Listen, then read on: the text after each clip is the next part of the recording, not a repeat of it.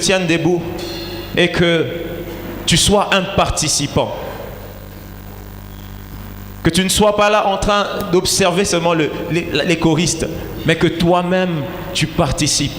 Que toi-même, lorsqu'il s'agira de louer et d'adorer, par même des pas de danse, que tu le fasses avec liberté. Parce que l'Esprit de Dieu, c'est un esprit de liberté. Alléluia. Merci.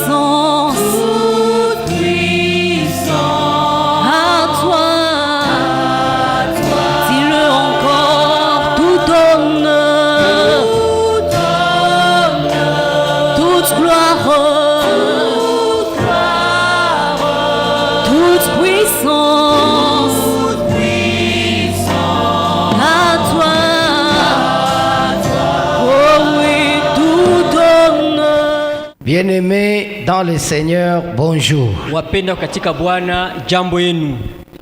Nous bénissons encore une fois de plus notre Dieu parce que nous donne encore le souffle de vie ce matin. Et nous remercions aussi les révérends Pascal Nawesh parce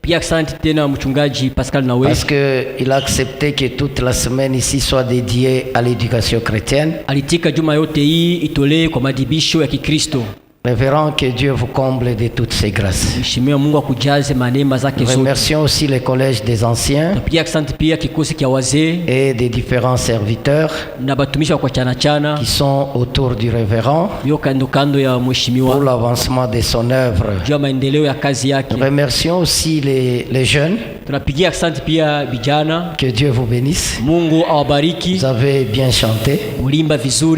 Que Dieu aussi vous comble de ses grâces.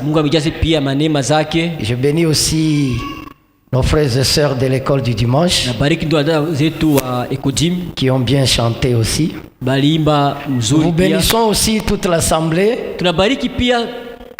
pour votre présence et les soutiens au ministère de l'éducation chrétienne. Bien-aimés dans le Seigneur, l'éducation chrétienne a pour mission d'éduquer l'Église à la vie chrétienne. Aider l'Église à avancer dans la marche avec Christ. Et comme l'a dit le révérend, quand les enfants commencent à l'écodime, ils arrivent à la JPC et nous formons des bons serviteurs. Amen. Amen. Alléluia. Parce que même nous-mêmes, nous sommes les fruits de la JPC. Amen.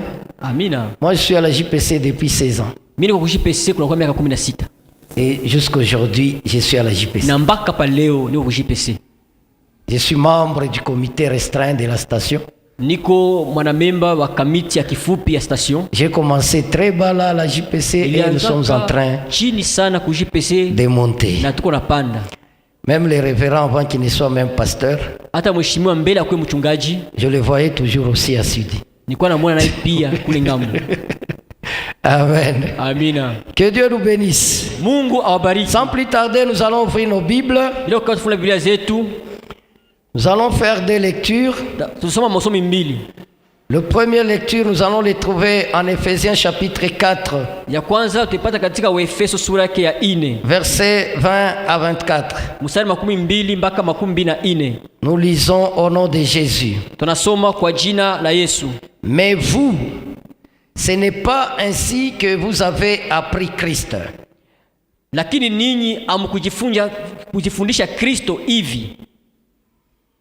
Si du moins vous l'avez entendu et si conformément à la vérité qui est en Jésus, c'est en lui que vous avez instruit à vous dépouiller. Ikiwa mulimusikia na kumfundishwa katika yeye kama kweli ilivyo katika Yesu. Eu égard à votre vie passée, du vieil homme qui se corrompt par les convoitises trompeuses. Muondoshe kwa maneno ya mwenendo wenu wa mbele yule mtu wa zamani anayeharibika kwa kufuata tamaa za udanganyifu. À être renouvelé dans l'esprit de votre intelligence. Na mufanywe mupya katika roho ya nia zenu. Et à revêtir l'homme nouveau. Na kuvaa yule mtu mupya. Créé selon Dieu dans une justice et une sainteté que produit la vérité. Aliyeumbwa kwa namna ya Mungu katika haki na utakatifu wa kweli. Le deuxième lecture, nous les trouvons en Colossiens chapitre 3 versets 9 à 10. Tupata Wakolosai wa pili sura ya 3 mstari. Kolosai sura ya 3 mstari wa 9 mpaka 10. Ne mentez pas les uns aux autres, vous étant dépouillés du vieil homme et de ses œuvres, et ayant revêtu l'homme nouveau, qui se renouvelle dans la connaissance selon l'image de celui qui l'a créé. Seigneur, nous te disons encore merci ce matin. Alléluia.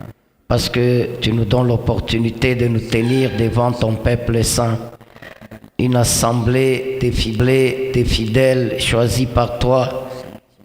Quand ils sont venus en ces lieux, Seigneur, c'est pas pour nous écouter, nous qui ne sommes que des instruments inutiles que tu vas utiliser ce matin. Ils sont venus pour t'écouter, toi leur Dieu.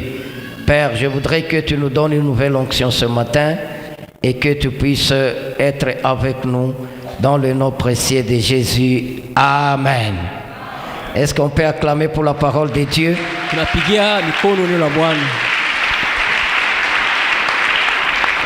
Bien-aimés dans le Seigneur, toute la semaine, nous étions en train de développer un thème central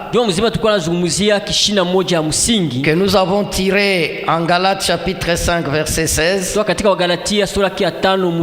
qui dit que marcher selon l'esprit inasema mutembeeni kwa kiroho, et vous n'accomplirez pas les désirs de la chair. na amutatenda matamaa za mwili. Le premier jour, nous avons développé un sous-thème qui disait marcher selon l'esprit et non selon les règles. Et le deuxième jour, nous avons parlé du combat entre l'esprit et la chair. Le vendredi, nous avons parlé des armes avec lesquelles nous combattons. Elles ne sont pas charnelles mais spirituelles. Mais ce matin, nous allons parler sur les vieils hommes et les nouveaux hommes. Bien-aimés dans le Seigneur, le passage que nous venons de lire, c'est Paul qui écrit à l'église. Les versets que nous venons de lire, on ne les adresse pas aux païens. Paul a adressé cette épître à l'église. C'était les deux grandes églises de l'Asie mineure, l'église d'Éphèse et l'église de Colosse. Après que Paul ait implanté ces églises-là, il y a eu un autre comportement qui est entré dans l'église. Et c'est pourquoi il a commencé à écrire pour leur parler de la sainteté chrétienne qui s'oppose aux bonnes mœurs de Dieu. Bien-aimés dans le Seigneur, Paul leur dit, voici ce que je déclare et ce que je dis, que vous ne devez plus marcher comme des païens qui marchaient selon les vanités de leurs pensées. Ils ont l'intelligence obscurcie. Ils sont étrangers à la vie de Dieu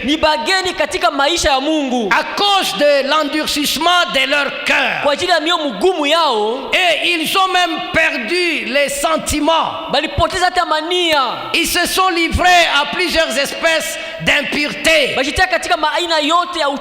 Et là, il commence à les rappeler que mais vous, ce n'est pas comme ça que vous avez appris Christ.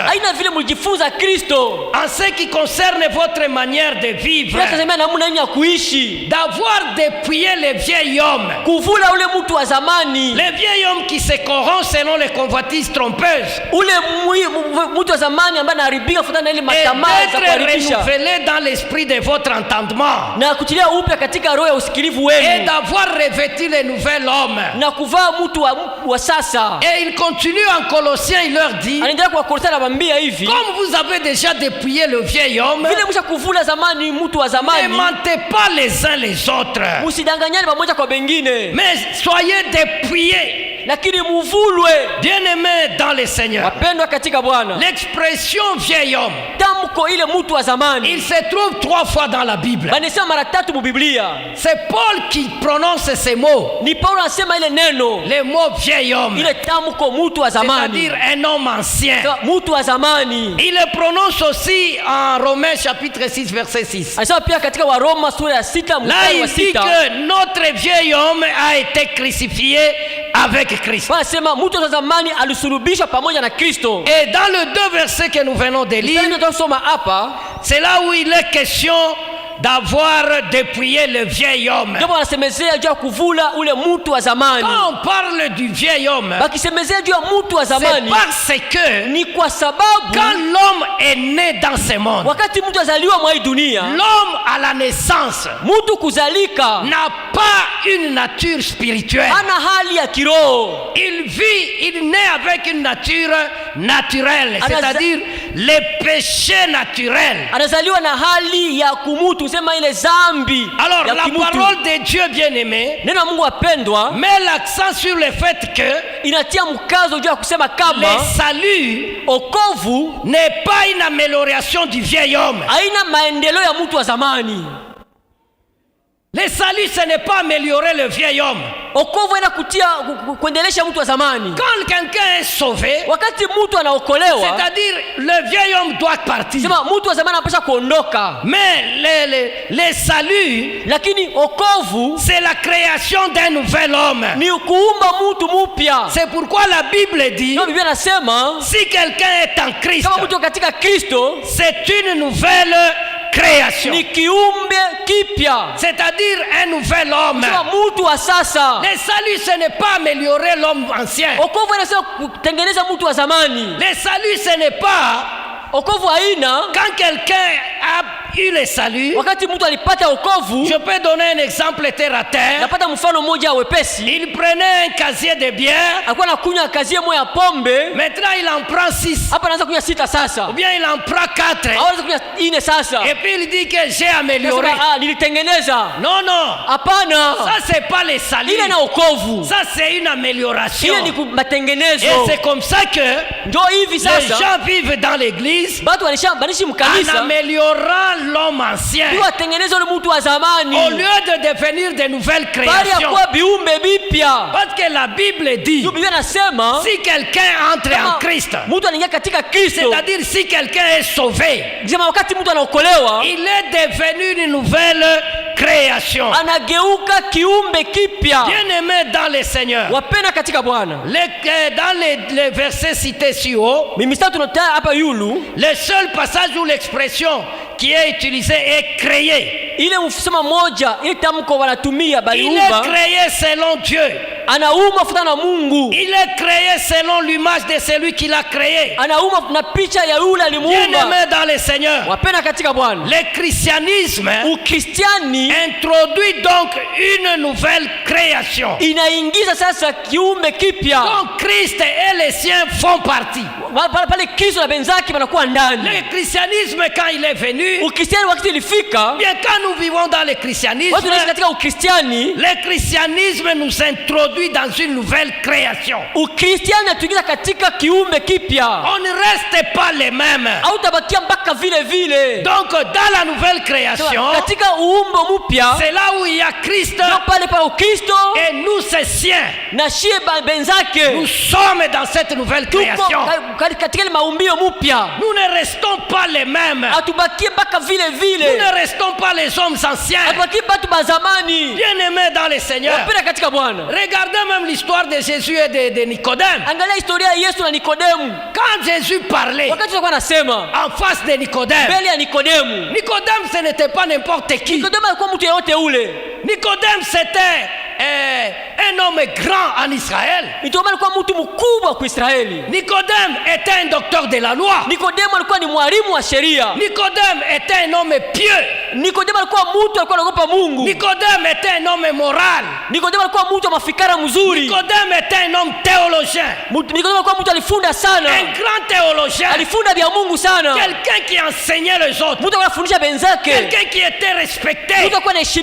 Mais quand il est venu devant Jésus, il a dit, maître, Rabbi, ce que toi tu parles là et ce que toi tu fais, personne ne peut le faire s'il ne vient pas de Dieu. Mais Jésus, au lieu de lui répondre, il a changé la version. Il a dit à Nicodème, je te l'ai dit, si quelqu'un ne naît pas de nouveau, il ne verra pas le royaume des cieux. Et Nicodème était troublé. Il a dit non. Comment cela peut-il être possible? Quelqu'un comme moi ici, naître de nouveau, je dois rentrer dans le ventre de ma mère. Jésus lui dit non. Si tu ne nais pas d'eau et d'esprit, tu n'entreras pas dans les cieux. Ce qui est né de la chair est chair, et ce qui est né de l'esprit est esprit. Bien-aimé dans le Seigneur, la nouveauté nouveauté que nous parlons ici, ile miti ya mpya tunasemezea hapa, ce n'est pas mettre de belles vestes, haina kuvala makoti mzuri, ce n'est pas changer nos figures, haina kubadilisha mauso yetu, ce n'est pas que j'étais noir je deviens bronzé, haina nilikuwa mweusi mimi nakuwa mweupe, ce n'est pas un changement physique, haina mabadiliko ya kimwili. la nouveauté que nous parlons, Upya tunasemezea hapa, c'est une nouveauté spirituelle. ni upya wa kiroho. Amen. Amina, amina. Dites amen très fort. Sema amina tu sana. La nouveauté spirituelle. Ni upya wa kiroho. Bien-aimés dans le Seigneur. Wapenda katika Bwana. Les épîtres aux Éphésiens et aux Colossiens Barua ya Efeso na nous Wakolosai présentent les chrétiens inatuonesha Mkristo comme quelqu'un qui a dépouillé le vieil homme kama mtu alivula mtu wa zamani et revêtu le nouvel homme. na kuvala mtu wa sasa. Quelqu'un qu'on appelle chrétien, Mtu banaita Mkristo c'est quelqu'un qui s'est dépouillé du vieil homme. ni mtu alitosha ule mtu wa zamani. C'est quelqu'un, quand on le regarde, Ni mtu kimwangalia on conclut qu'il a changé. unasema tu huyu alibadilika.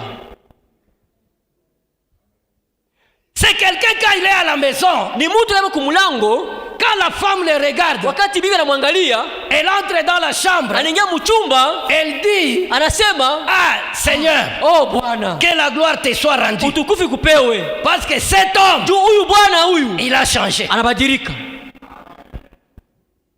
Il a changé. Anabadilika.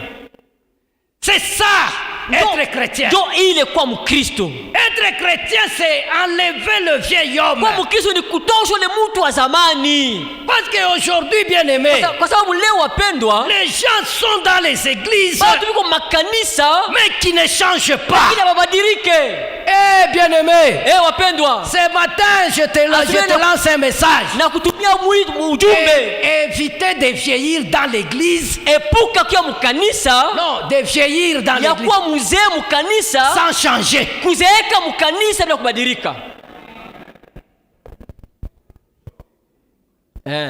Hapana kuzeekea mkanisa bila kubadilika. bila kubadilika. Plus que tu vieillis dans l'église, zaidi unazeekea mkanisa, il faut aussi changer. inapasha pia kubadilika. Il faut enlever le vieil homme. Tosha ule mtu wa zamani. Parce que le vieil homme, Kwa maana mtu wa zamani il est rempli de convoitises. anajaa matamaa. Le vieil homme, Mtu wa zamani il est endurci. iko na moyo mgumu. Le vieil homme Mtu wa zamani est étranger à la vie de Dieu. ni mgeni kwa maisha ya Mungu. Le vieil homme Mtu wa zamani ne marche pas selon l'esprit. atembea kufuatana na roho, Il marche selon lui. anatembea vile anapenda. Le mercredi, nous avons dit, Mkaza tulisema hivi, soyons des chrétiens spirituels et non intellectuels. tuwe Bakristu wa kiroho, hapana wa kufunda. Dieu n'appelle pas les gens parce qu'ils sont intellectuels. Mtu alitaka batu juu walifunda. Mais les intellectuels aussi contribuent à l'avancement des lèvres. Bakufunda nao wanasaidia kazi ende kumbele. Mais Dieu ne les appelle pas pour ça. Mungu asibaitake juu ya ile. Même si tu es intellectuel, Hata kama ulifunda, tu es je ne sais pas qui, uko sijue nani, enlève l'homme ancien. tosha ule mtu wa zamani. Umuvule mtu wa zamani.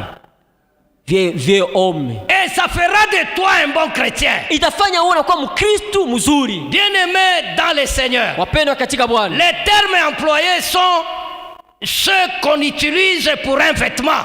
Ile matamko wanatumia ndio wanatumia katika mavazi. Et l'action est considérée comme faite.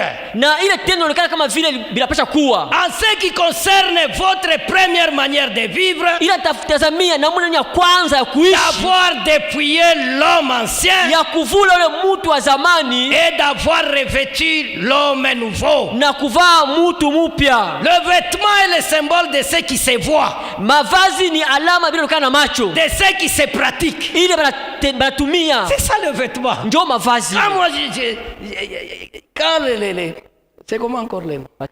Quand le frère Paterne ici et moi, Wakati ndio upate na mia. si vous prenez les images de vendredi, Mkamata mapicha ya mkazi tano ile. Aujourd'hui, on n'a pas les mêmes vêtements. On a changé. Donc, en voyant comme ça, tu vas voir qu'ils ont changé. Ils n'ont pas le même vêtement. Et c'est la même chose aussi. Parce que quand on met ça en tête que être un homme nouveau, c'est enlever comme nous enlevons les vêtements sales. Et il faut porter les vêtements propres. C'est une vie pratique. Enlever le vieil homme, c'est une vie pratique. Nous les vivons chaque jour. Bien-aimés dans le Seigneur, les croyants auxquels l'apôtre s'adresse avaient eu une première manière de vivre qui manifestait le vieil homme. Amen. Un frère un jour, nous sommes en train de les conseiller. Il est très énervé. On lui dit, frère, tu es chrétien. Il nous dit, frère, ataka Miriami, même si j'ai écrit makofi je n'ai pas laissé ça dans le monde. Je suis rentré avec dans l'église. La première manière de vivre est restée encore.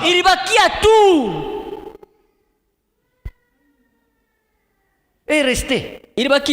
On lui a dit, frère, donc tu n'es pas encore converti.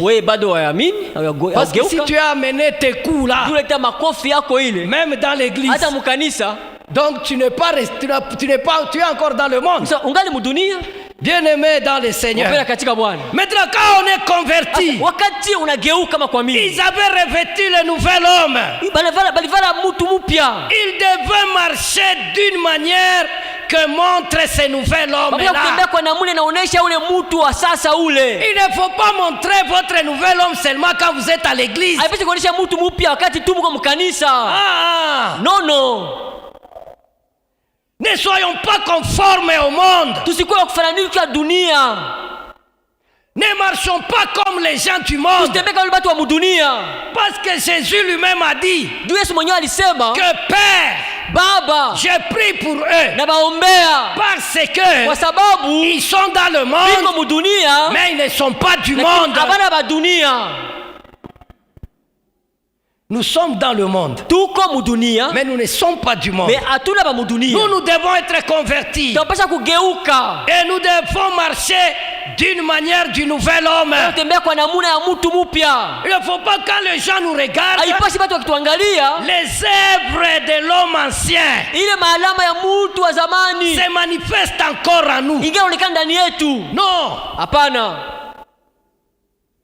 C'est pourquoi le thème nous dit marchez selon l'esprit et vous n'accomplirez pas les désirs de la chair. Parce que la chair a ses œuvres. Bien-aimés dans le Seigneur, nous avons dit que vous devez marcher selon l'homme nouveau. Et ils avaient à mettre les détails de leur vie en accord avec les changements qui s'étaient opérés en eux. Ayant dépouillé les mensonges, parler la vérité chacun à son prochain. Que celui qui dérobait ne dérobe plus. Ne dérobe plus. Que celui qui volait ne vole plus.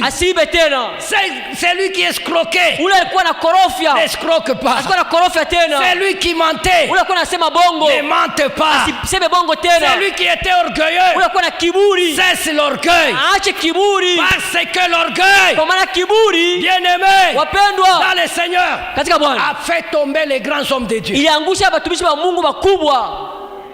L'orgueil. Parce que l'orgueil précède la chute. Et l'humilité précède la gloire. Dépouillons-nous de ces choses-là. Faites mourir les membres de vos corps. Non, faites mourir. Faites mourir les membres de vos corps. Enlevez l'impureté. Enlevez l'impudicité. Enlevez la calomnie. Enlevez l'orgueil. Enlevez le mensonge. Ce sont les œuvres de la chair. Et l'homme nouveau ne doit pas encore porter ces choses.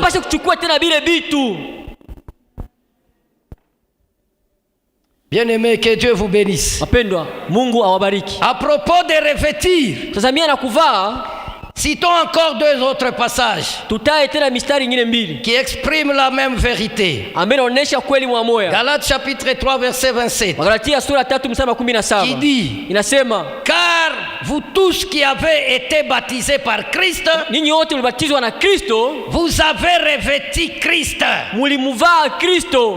Mais revêtez-vous le Seigneur Jésus-Christ.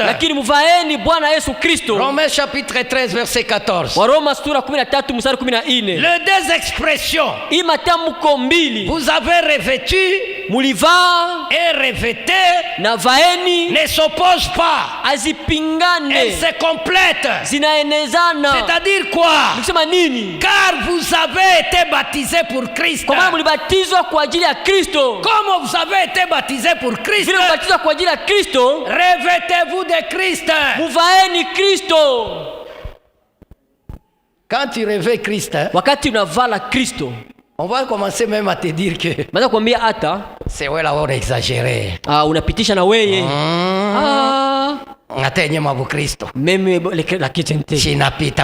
Tu as dépassé.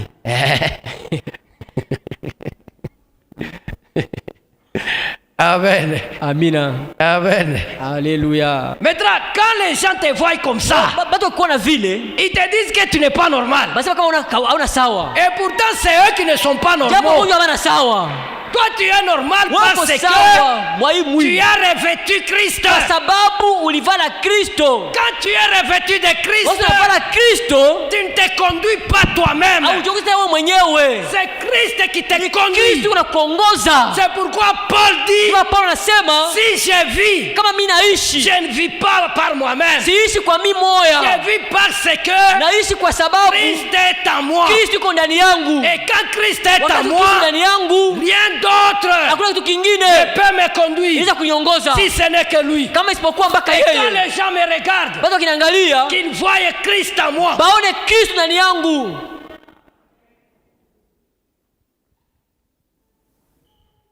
Un jour nous sommes allés enterrer un collègue diacre quand j'étais encore diacre.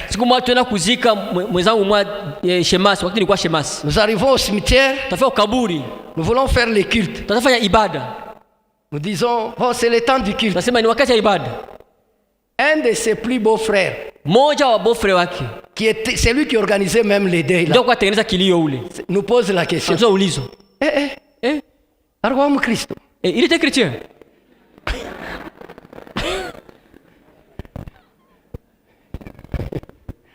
Amen. Amina. Amen. Amina. Quelqu'un que moi j'ai trouvé dans l'église. J'arrivais petit là. Comme toto hivi. Il a vieilli dans l'église. Et il est mort vieux dans l'église.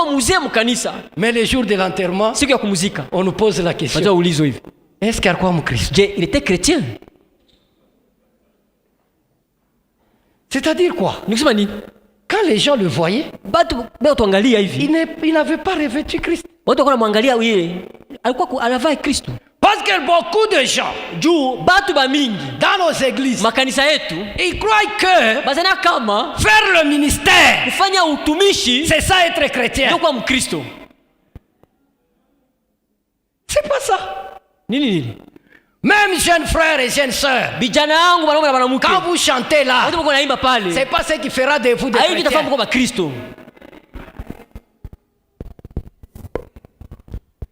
Ne soyez pas des musiciens chrétiens. Soyez des chrétiens musiciens.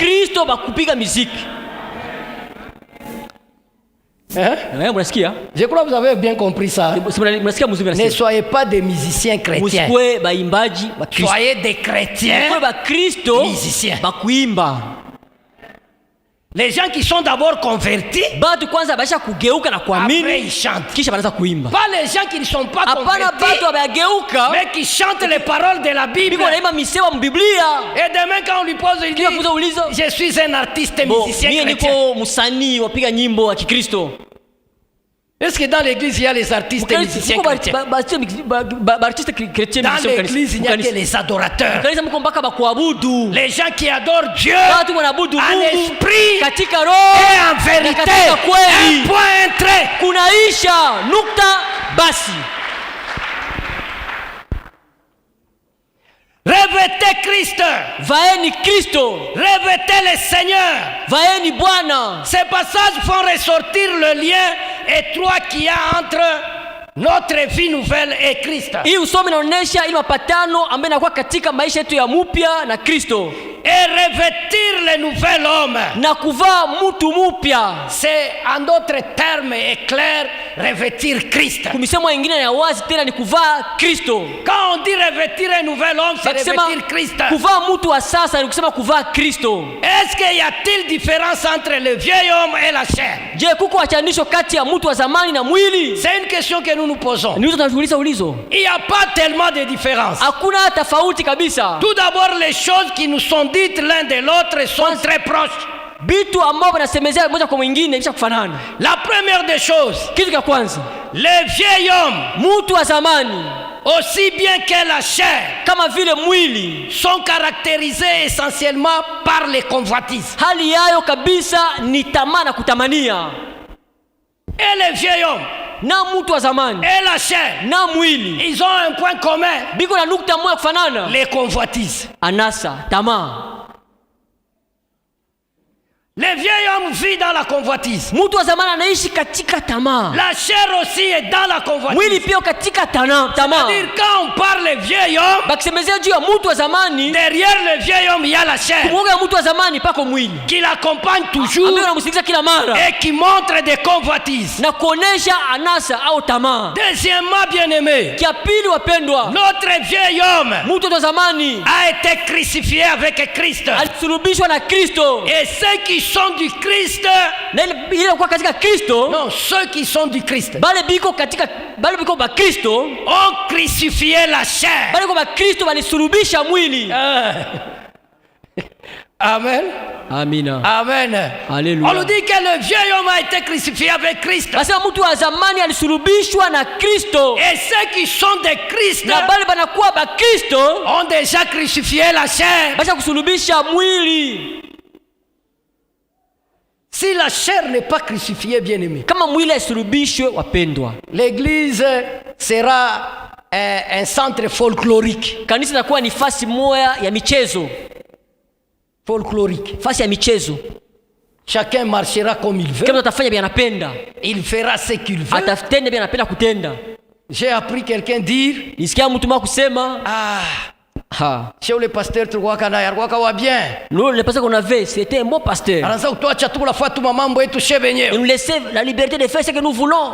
Mais huyu wa sasa, mais l'actuel, anakuwa na mambo yake ya kiluba ya 30e. Il vient avec des choses de kiluba de 30e. Il nous contrôle en désordre. On ne sait plus respirer. Je lui ai dit, frère, ton ancien pasteur là, c'était un pasteur folklorique.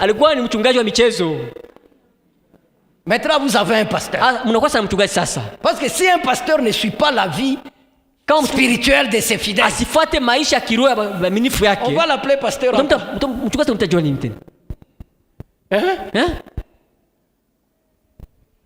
C'est pourquoi on l'appelle berger. Un berger laisse les brebis divaguer. Les brebis en divagation. Non. Un berger a la houlette dans sa main. C'est ça que Psaume dit, non? Un berger a la houlette dans sa main. Sa houlette là l'aide à faire quoi? Quand une brebis veut aller de côté, il ne tape pas fort. Il tape légèrement. Rentre. Il rentre. Et on part. C'est lui qui veut encore bouger. Il tape légèrement. On rentre. On marche. Et Pourquoi? La marche est là. C'est pour vous amener vers le royaume des cieux. Parce que sa couronne en dépend. Si vous tous ici vous vous perdez, il aura quelle couronne? C'est ça le rôle du berger. Il a la houlette. Mais les jeunes gens, il faut un peu taper fort. Berger. Avec les jeunes gens, il faut taper un peu fort. Quand ça fait un peu mal, il revient vite. Si les jeunes gens vous tapent légèrement, ils ne vont pas bien sentir.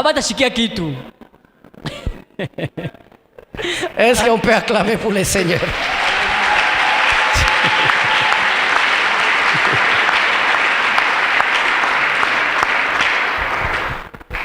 Bien-aimé dans les seigneurs, la chair doit être crucifiée. Et quand on crucifie la chair, on la crucifie pas n'importe où. On la crucifie à la croix. C'est pourquoi Jésus a dit que celui qui veut me suivre, qui se refuse lui-même, qui renonce à sa vie, renoncer aux avantages du monde, renoncer aux choses que le monde te présente. Et le monde vous présente toujours des bonnes choses. Il faut les renoncer. Et quand vous renoncez, vous crucifiez votre chair. Et troisièmement, les chrétiens ont dépouillé le corps de la chair. Les chrétiens ont dépouillé le corps de la chair. Et tout comme le vieil homme, quand on dépouille la chair, on dépouille aussi le vieil homme.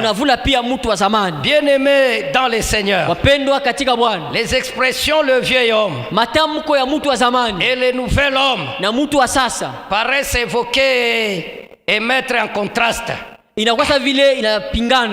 Mais ce n'est pas en contraste. C'est plutôt en contraste, vieil homme et nouvel homme. Évoque un contraste. Ce sont des choses qui ne peuvent pas marcher ensemble.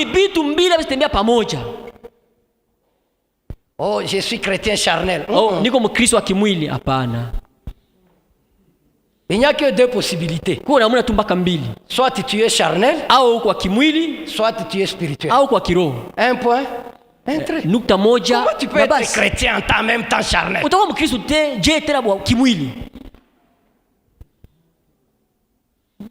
Oh, il y a les faux chrétiens. Non. Il n'y a pas de faux chrétiens dans l'église. Dans l'église, on n'a que deux catégories.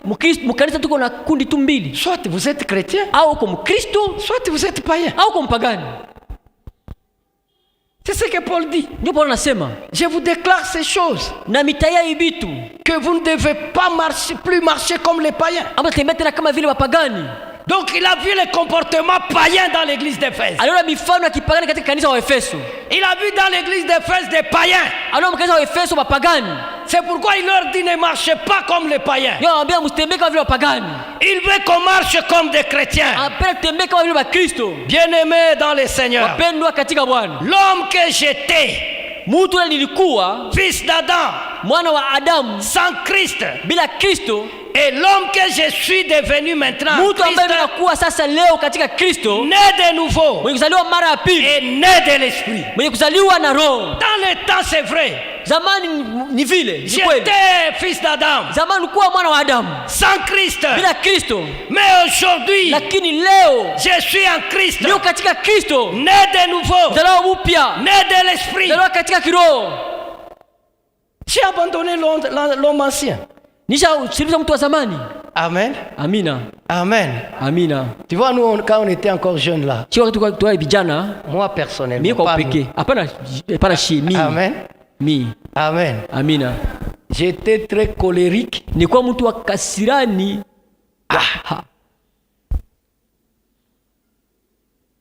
Tu me pointes les doigts.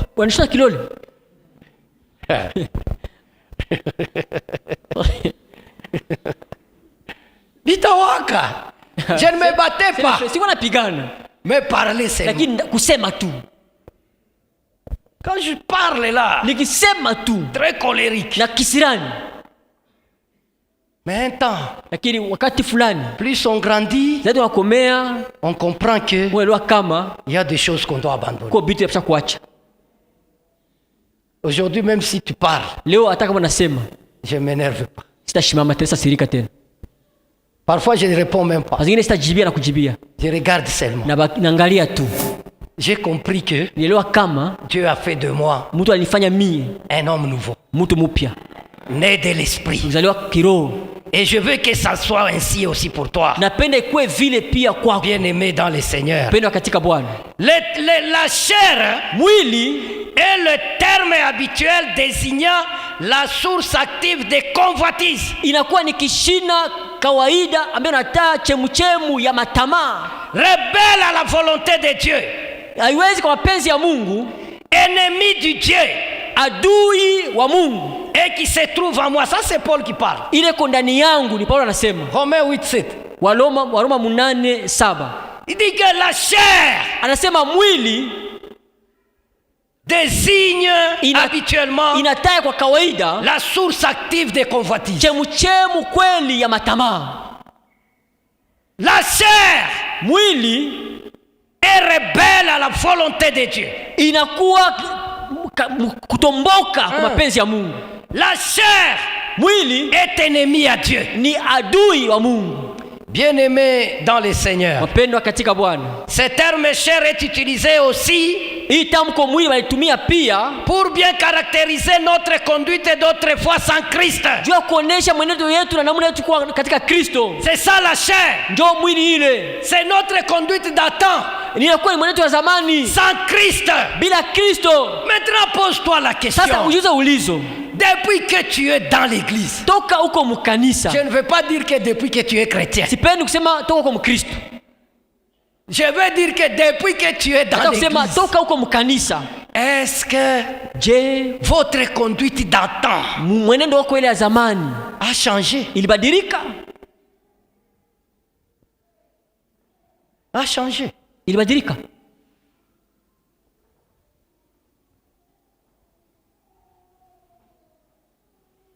Et d'ailleurs, je bénis le Seigneur pour votre église. Amen. Amina. Amen. Amina. Je bénis Dieu pourquoi? Moi, j'habite presque le même quartier. J'habitais le même quartier avec Jean-Claude. Et le pasteur Sensele. Je priais d'abord à la Kenya. Chaque fois quand je passais ici les dimanches, je voyais les sœurs descendre ici. Les sœurs. Badada. Quand tu poses la question. Badada kushuka hapa. Aux arrêts ici. Pale kuza pale laki pale. Dada munenda. Dada tu vas où? Tunaenda au misa. Nous allons à l'église. Munaingia gapi? Vous entrez où? Bonne semence. Bonne semence. Mais quand vous regardez l'habillement. Ongeza kisha kuvala. J'ai dit à ma femme. Mke wangu. Badada, ils vont venir à l'église. Mais aujourd'hui, leo, j'observe un grand changement. Niko naangalia mabadiliko munene. Applaudissez un peu pour vous-même.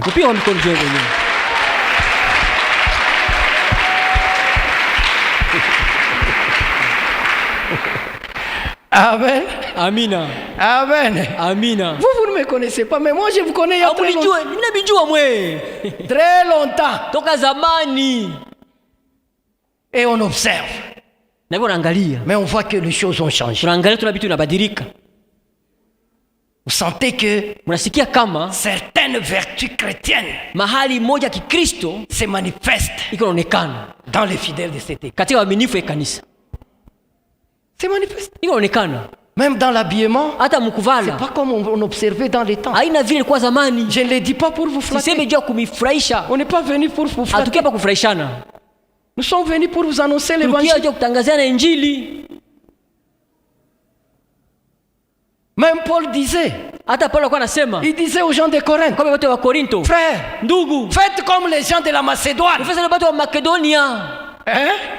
Il louait l'église de Macédoine Alikuwa anatapa kanisa à cause du comportement. juu ya mifano. Et même vous, je vous loue. Hata mwe na misifu. Parce qu'il y a des choses Yuko bitu qui montrent que l'église kama kanisa a pris une dimension spirituelle. ilikamata hatua ya kiroho. Et je vous rappelle, bien-aimés, ce matin, pendwa asubuhi ya leo, si l'église kama kanisa veut aller inapenda kwenda vers la maturité spirituelle en Christ, katika Kristo, que les gens de l'église, batu wa mkanisa, que les membres de l'église, ba mkanisa c'est depuis du vieil homme bajivule na mtu wa qui zamani, marche selon l'esprit batembe futana na roho et ne marche pas selon la chair. batembe futana na mwili. Bien-aimés dans le Seigneur, Wapenda katika Bwana, le royaume des cieux ufalme wa mbinguni n'est pas constitué de choses charnelles. haitungwe na vitu Le vya royaume kimwili. des cieux Ufalme wa mbinguni est constitué de choses spirituelles. inatungwa na vitu vya kiroho. Même si Dieu nous bénit, Hata kama atubariki, nous donne des matériels, atupatia vitu, nous donne l'argent, atupatia nous fedha, construisons des maisons, tunajenga manyumba, nous roulons dans des belles jeeps. magari mzuri. C'est une bénédiction normale Ni baraka kawaida que Dieu donne à ses enfants. Mungu anapatia watoto Mais yake, n'oubliez pas lakini msisahabu que la finalité, kama mwisho ya yote c'est aller dans le royaume des kwenda cieux. ufalme wa mbingu. C'est ça la finalité. Ndio mwisho ya yote ile. Et pour entrer dans le Na kuingia royaume, ufalme wa mbinguni, on n'entrera pas avec les vestes, hautaingia na makoti, on n'entrera pas avec des jeeps. hautaingia na majipu, Nos maisons, nous allons les manyumba laisser. tutaacha mpaka hapa. D'ailleurs, aba kushika hata banaanza kuifia. On t'a même pas arrêté, on commence à se bagarrer pour la maison. Bataifia. On va se bagarrer pour cette maison là. Amen. Amina. Amen. Alléluia. Mama, Maman, ile mamali ya bikwembo kunayo ile. les pagnes que vous avez là, Wanze la kukabula ko. commencez à donner aux autres. Batakupia nayo. On va prendre par d'autres. Bibia ukupiana. Batakunyanganya. Prépare le royaume. Tayarisha ufalme. Là où sera ton trésor, Pale utakuwa akiba yako. c'est là où aussi sera ton cœur. Pale mwako utakuwa pia. Ton cœur ne restera pas dans le monde. Haitabakia mudunia. Ton cœur ira au Roho ciel. yako tena mbinguni. Et au ciel, Na mbinguni ayez un trésor. kuwa na akiba. Un riche trésor au ciel. Akiba mzuri Parce que mbinguni. c'est au ciel que nous vivrons Ndio éternellement. utaishi milele. C'est là où nous vivrons Ndio longtemps. utaishi muda Et mrefu. nous n'y entrerons pas par la chair. Hautaingia kimwili. Nous n'y entrerons pas par le vieil homme. Hautaingia muna mtu wa zamani. Nous entrerons avec un homme nouveau, Utaingia muna mtu mpya. créé à l'image de Dieu. Aliumbwa kwa mfano wa Mungu. Toi et moi, bien-aimés, Wewe na mimi wapendwa, nous sommes l'image du Dieu vivant. tuko picha ya Mungu aliye mzima. Si nous marchons selon l'esprit, Tukitembea kufuatana na kiroho, l'esprit de Dieu roho wa Mungu habitera en nous. atakaa ndani yetu. Et quand l'esprit habite en Wakati nous, atakaa ndani yetu, nous serons des hommes nouveaux. tutakuwa batu Je l'ai wapya. dit le mercredi Inaambia mardi, mkazi tatu na mkazi que mbili. Dieu a mis son esprit Mungu en nous. alitia roho wake ndani yetu. Et avec cet esprit-là, Ile roho ile il nous donne le pouvoir créateur. atupatia hii mamlaka ya kuumba. Il nous donne le pouvoir de créer. Atupatia mamlaka ya kuumba. Ce que nous prononçons dans Ile nos bouches, tunasema mkinywa yetu ça doit se créer. inapasha kuumbwa Parce que kwa sababu le Saint-Esprit Roho Mtakatifu en nous, ndani c'est un yetu Dieu vivant ni qui habite Mungu en nous. mzima anakaa ndani yetu. Ne savez-vous pas que vous êtes le temple du Saint-Esprit, Amujua kama mko hekalu ya Mungu, ya Roho ya Mungu, le Saint-Esprit de Dieu, Roho Mtakatifu wa Mungu et qui habite en vous? wewe anakaa ndani yenu. Bien-aimé, Wapendwa, un Dieu Mungu quitter les cieux, anatoka mbingu vient habiter en vous. anakuja kuikaa ndani yako. Mais vous le prenez à la légère. Kama na buzembe hivi. Un Dieu. Mungu tu mzima. Tu vois, nous les hommes, quand on te dit que Waache watu wakwambie kama le gouverneur viendra habiter 3 jours chez toi, nasema liwa tukekala kwako siku tatu. tu vas faire quoi? Utafanya nini? Tutaenda usomba mapentiri yote ya muvili juu utengeneze nyumba. Va préparer la Parce que maison. gouverneur ataka kuikala Parce que le kwako. gouverneur va rester chez toi. Mais si les dieux, Lakini kama Mungu, bien-aimé, pour terminer ce matin, wapendwa, kwa kumaliza asubuhi ya leo, la chair comme le vieil homme mwili kama vile mtu wa zamani évoque la nature humaine marquée par le péché. Inaonesha hali ya kimutu ambaye anakuwa na alama ya dhambi. Et il n'y a pas facilité de faire la différence. Na hakuna namuna mwepesa kufanya tofauti entre la chair et le vieil homme. Kati ya mwili na mtu wa zamani. Ce sont deux choses qui marchent ensemble. Ni vitu mbili atembea pamoja. Bien-aimés dans les Seigneurs. Penda katika Bwana. Ce matin, asubuhi ya leo, je vous exhorte. Na misukutisha. Marchez selon l'esprit. Tembeeni kwa kiroho. Et vous n'accomplirez pas na amtatimiza les désirs matama de la chair. Za mwili. Fermons les yeux pour la funge macho. Yeshua Mashiach. Yeshua agis ce matin. Yeshua.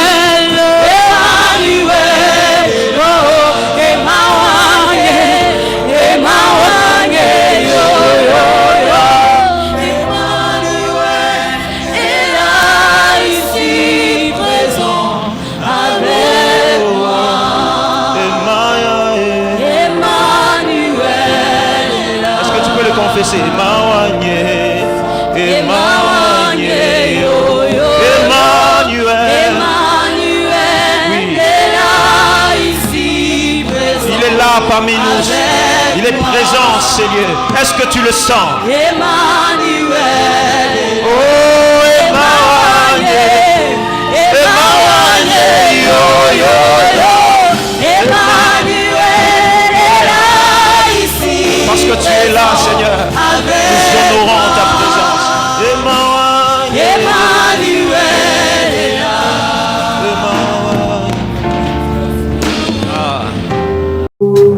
Alléluia. Alléluia.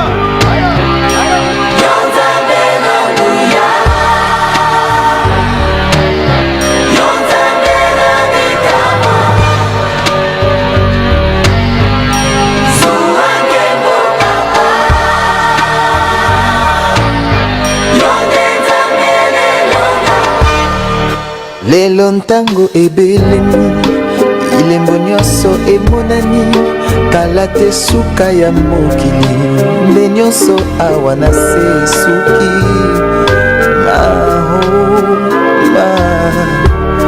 oh yawe papa Mungu natondi na nkanda